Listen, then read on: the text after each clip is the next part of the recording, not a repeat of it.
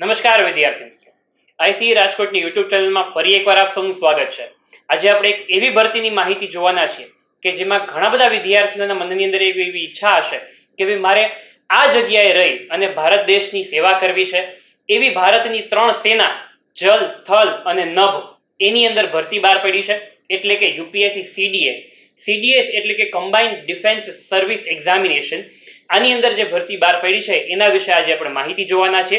તો જોઈએ મિત્રો કે આ ભરતીની અંદર કોણ ફોર્મ ભરી શકે, શું લાયકાત એ લોકોએ માંગેલી છે અને આની પરીક્ષાની પદ્ધતિ કઈ રીતે રહેશે, ક્યારે પરીક્ષા જે છે આની રહેશે, અને હા સાથે સાથે આપણે છેલ્લે એ પણ જોવાના છે કે ભાઈ આ ભરતીનો જે છે એ જેમાં આપણે સિલેક્ટ થશું તો આનું પગાર ધોરણ જે છે એ પણ શું રહેશે।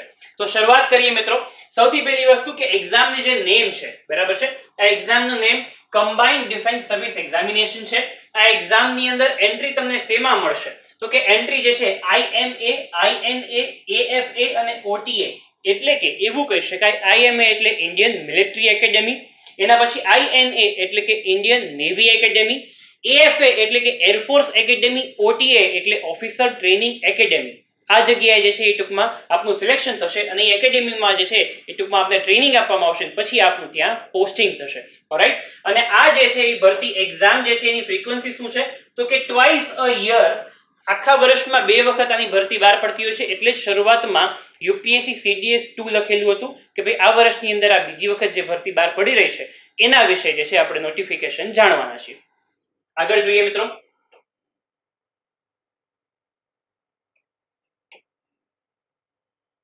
તો અહીંયા નંબર ઓફ વેકેન્સી કેટલી છે તો કે IMA ની અંદર આપણે કહી શકાય કે ભાઈ 100 વેકેન્સી છે। ત્યાર પછી ઇન્ડિયન નેવલ એકેડેમી ની અંદર 26 વેકેન્સી છે।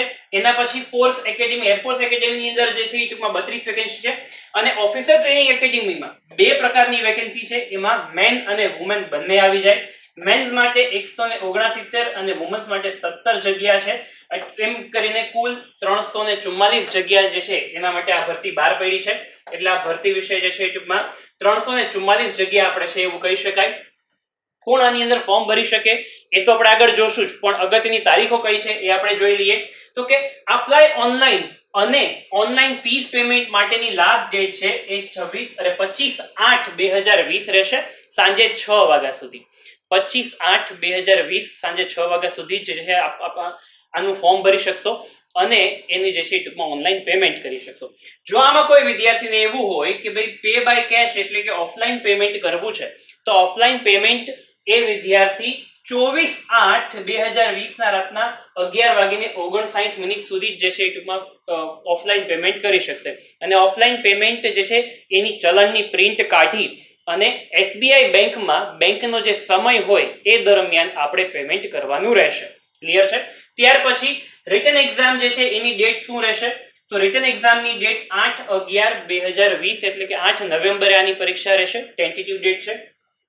વિથડ્રોવલ ઓફ એપ્લિકેશન, માની લો કે આપણે આ ફોર્મ ભરીએ છીએ અને ફોર્મ ભર્યા પછી જો આપણને એવું થાય છે કે ભાઈ આપણે આ ફોર્મ જે છે એ નથી ભરવું, પાછું ખેંચી લેવું છે, તો એના માટે એ લોકોએ 1/9 થી 7/9 વચ્ચેનો સમય આપેલો છે કે આ સમય દરમિયાન આપ જે છે એ ટૂંકમાં ફોર્મ તમારું વિથડ્રોલ કરી શકો છો। ક્લિયર છે? આગળ માહિતી જોઈએ મિત્રો। એલિજિબિલિટી ક્રાઇટેરિયા શું છે તો એલિજિબિલિટી ક્રાઇટેરિયાની અંદર આપણે આમાં જોવાના છે કે ભાઈ જન્મ તારીખ કે એટલે કે ભાઈ એજ લિમિટ શું રહેશે। અહીંયા એજ લિમિટ એ લોકોએ સ્પષ્ટ નથી કરી, એ લોકોએ ડાયરેક્ટ આપણને જન્મ તારીખ આપી દીધી છે કે ભાઈ આ જન્મ તારીખથી આ જન્મ તારીખની વચ્ચે જો આપનો જન્મ આવતો હોય તો આપ આની અંદર ફોર્મ ભરી શકશો। પ્લસમાં જેન્ડર પણ એ લોકોએ કીધું છે કે ભાઈ કયા જેન્ડર જે છે એ ટૂંકમાં આની અંદર ફોર્મ ભરી શકશે, અને સાથે સાથે મેરિટલ સ્ટેટસ શું હોવું જોઈએ એ પણ અહીંયા એ લોકોએ આપણને જાણ કરેલું છે। એટલે આ ત્રણેય બાબત જે છે ટૂંકમાં આપણે જોવાના છે। તો સૌથી પહેલા આપણે જોઈએ ઇન્ડિયન મિલિટરી એકેડેમીની અંદર જો તમારે ફોર્મ ભરવું હોય તો એની અંદર તમારે સૌપ્રથમ 2/7/1997 થી લઈ 1/7/2002 ની વચ્ચે આપનો જન્મ જે છે એ ટૂંકમાં થયેલ હોવો જોઈએ। આ બંને ડેટ ઇન્ક્લુડિવ છે, એટલે કદાચ 2/7/1997 ના દિવસે જન્મ હશે તો પણ ચાલશે, પણ 2/7/97 કરતા પહેલા જન્મ નહીં ચાલે અને 1/7/2002 પછી કદાચ જન્મ હશે તો નહીં ચાલે। ક્લિયર છે? બીજું કે આની અંદર IMA ની અંદર ખાલી ને ખાલી મેલ એટલે કે પુરુષો જ અપ્લાય કરી શકશે અને એ પણ અનમેરિડ મેલ, બરાબર છે? અહીંયા મેરિડ મેલ હશે તો એ લોકો અપ્લાય કરી શકશે નહીં। એવી જ રીતે INA એટલે કે ભાઈ ઇન્ડિયન નેવી એકેડેમી ની અંદર 2/7/1997 થી 1/7/2002 ની વચ્ચે જન્મ હોવો જોઈએ અને એ પણ પુરુષ જ જે છે ટૂંકમાં અનમેરિડ પુરુષ આની અંદર ફોર્મ ભરી શકશે. ત્યાર પછી એરફોર્સ એકેડેમીમાં 2/7/1997 થી 1/7/2001 છે. 1/7/2001 બરાબર, એટલે અહીંયા એક વર્ષ ઓછું થઈ ગયું છે. એટલે અહીંયા આપણે ખાસ કરીને ધ્યાનમાં રાખશું ફોર્મ ભરતા વખતે, જો આની અંદર આપણે ફોર્મ ભરવું હોય તો. અને એમાં પણ પુરુષ અને અનમેરિડ પુરુષ જ જે છે એ ફોર્મ ભરી શકશે. ત્યાર પછી ઓફિસર ટ્રેનિંગ એકેડેમીની અંદર એમાં બે છે, મેલ અને વુમન, બરાબર છે. તો આ વસ્તુ મેલ અને ફિમેલ એ વસ્તુ આપણે ધ્યાનમાં રાખીશું. મેલ માટે એ લોકોએ એજ બર્થ આપેલી છે 2/7/1996 થી લઈ 1/7/2002. ક્લિયર છે, અહીંયા 1996 છે એટલે એ વસ્તુ ધ્યાનમાં રાખીશું. અને અહીંયા મેલ અનમેરિડ હોવા જોઈએ. એવી જ રીતે વુમન જે છે એના માટે 2/7/1996 થી 1/7/2002 ની જે છે તારીખ આપેલી છે અને એ પણ અનમેરિડ જ જે છે એ ટૂંકમાં હોવા જોઈએ. આ વસ્તુ આપણે અહીંયા ખાસ કરીને ધ્યાનમાં રાખીશું. આગળ બીજી માહિતી જોઈ લઈએ મિત્રો. એલિજિબિલિટી ક્રાઇટેરિયા શું છે? તો એની અંદર ક્વોલિફિકેશનમાં આપણને શું પૂછેલું છે તો કે IMA મિલિટરી એકેડેમીમાં જવું હોય તો એની ગ્રેજ્યુએટ ચાલશે. એવી જ રીતે ઓફિસર ટ્રેનિંગ એકેડેમીમાં જે છે જવું હોય તો એની ગ્રેજ્યુએટ ચાલશે. આ બંને એકેડેમી માટે એની ગ્રેજ્યુએટ્સ છે. અને ઇન્ડિયન નેવી એકેડેમીમાં જવું હોય તો ડિગ્રી ઇન એન્જિનિયરિંગ હોવી જ ફરજિયાત છે. એ સિવાયની બીજી કોઈ પણ ક્વોલિફિકેશન નહીં ચાલે. અને એરફોર્સ એકેડેમીમાં જવું હોય તો એની ગ્રેજ્યુએટ છે પણ with physics and mathematics at 10+2 level, એટલે કે 10મા 12માં ફિઝિક્સ અને મેથેમેટિક્સ હોવું જ ફરજિયાત છે તો એની ગ્રેજ્યુએટ ચાલશે.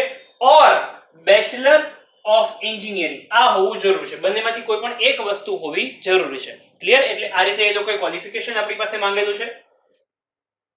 ત્યાર પછી એક્ઝામ પેટર્ન શું છે તો કે એક્ઝામ પેટર્ન ની અંદર બે છે, રિટન એક્ઝામ રહેશે અને ઇન્ટરવ્યુ રહેશે. રિટન એક્ઝામ અને ઇન્ટરવ્યુની પેટર્ન શું છે એ આપણે આગળ જોઈએ. અહીંયા બે જ પદ્ધતિથી આ લોકો એક્ઝામ જે છે એ કન્ડક્ટ કરે છે અને ત્યાર પછી ડોક્યુમેન્ટ વેરિફિકેશન જે બધામાં જ રહેતું હોય છે. એક્ઝામ પેટર્ન ની અંદર જોઈએ તો કે ફોર IMA, INA અને AFA આ ત્રણ એકેડેમી માટે એક્ઝામની પેટર્ન કંઈક આવી છે, જેમાં ઇંગ્લિશ સબ્જેક્ટ રહેશે, જનરલ અવેરનેસ રહેશે અને મેથેમેટિક્સ રહેશે.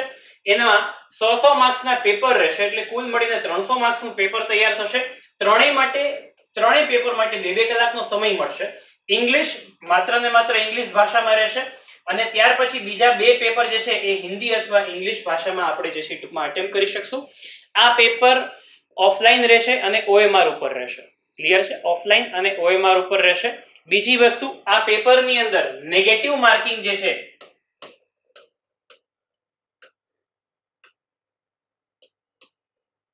નેગેટિવ માર્ક્સ જે છે એ 1/3 એટલે કે 0.33 માર્ક્સ જે છે એ કપાશે. એટલે કે 3 પ્રશ્ન ખોટા પડશે તો 1 માર્ક આપનો કટ થશે. એટલે એ રીતે નેગેટિવ માર્કિંગ આની અંદર રહેવાની છે. ત્યાર પછી OTA એટલે કે ભાઈ ઓફિસર્સ ટ્રેનિંગ એકેડેમીમાં આપને જવું હોય તો એમાં બે જ સબ્જેક્ટ છે, ઇંગ્લિશ અને જનરલ અવેરનેસ.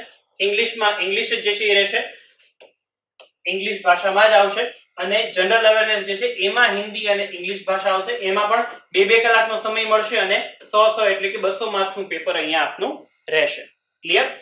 એટલે કે આ રિટન એક્ઝામ જે છે એ ટૂંકમાં એ લોકોએ ડિવાઈડ કરેલી છે આ રીતે. ત્યાર પછી ઇન્ટરવ્યુ રહેશે. ઇન્ટરવ્યુ બાદ જે છે આપણે જોઈએ એપ્લિકેશન ફીસ શું છે તો કે 200 રૂપિયા રહેશે. પણ કોના માટે તો કે એક્સેપ્ટિંગ ફિમેલ્સ, SC/ST આ ફિમેલ કેટેગરી અને ફિમેલ જે છે અને SC/ST કેટેગરીમાં જે પણ કોઈ આવતા હોય એ લોકો માટે ફીસ નથી. એ સિવાયના બધા જ વ્યક્તિઓએ જે છે એ ફીસ 200 રૂપિયા જે છે એ પે કરવાની રહેશે. સાથે સાથે એ પણ કહી દઉં કે એજ લિમિટમાં SC/ST OBC કેટેગરી માટે અહીંયા કોઈ છૂટછાટ સરકાર તરફથી આપવામાં આવી નથી. એટલે અહીંયા જે પણ કાંઈ ડેટ છે એ બધા જ કેટેગરી માટે કોમન છે, સરખી છે. ક્લિયર? ત્યાર પછી જોઈએ મિત્રો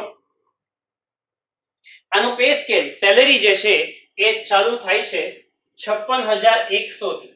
56,100 થી જે છે સ્ટાર્ટિંગ સેલેરી છે અને ત્યાર પછી ઓછામાં ઓછી સ્ટાર્ટિંગ સેલેરી ફરીથી કહી દઉં, આ 56,100 એક મહિનાના છે, વર્ષના નથી. ક્લિયર? એટલે દર મહિનાનો પગાર છે. હવે એની ગ્રેજ્યુએશન ઉપર જો તમને મહિનાનો આટલો પગાર આપતા હોય તો જો આપણે આની અંદર એલિજિબલ હોઈએ તો એક્ઝામ આપવું જે છે એ ટૂંકમાં આપણે આપવી જ જોઈએ.